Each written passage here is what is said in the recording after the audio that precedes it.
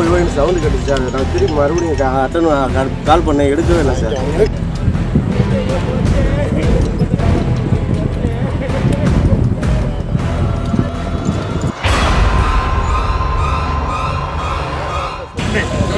கிளம்புங்க வண்டி எடுத்து போங்க, வைக்கல எடுத்து.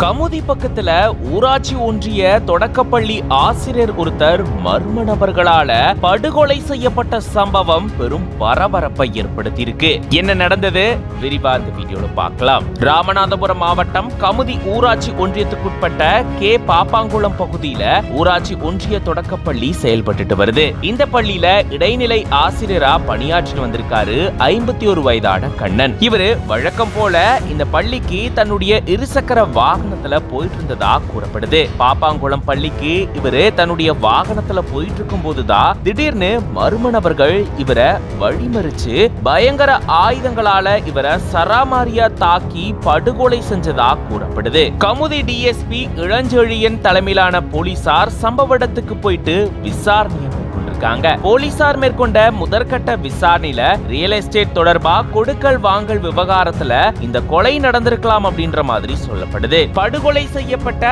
ஆசிரியர் கண்ணன் அவர்களுடைய உடல் பிரேத பரிசோதனைக்காக கைப்பற்றப்பட்டு அரசு மருத்துவமனைக்கு அனுப்பி வைக்கப்பட்டிருக்கு. இந்த சம்பவத்தால அந்த பகுதியில பெரும் பரபரப்பு சூழல் ஏற்பட்டிருக்கு.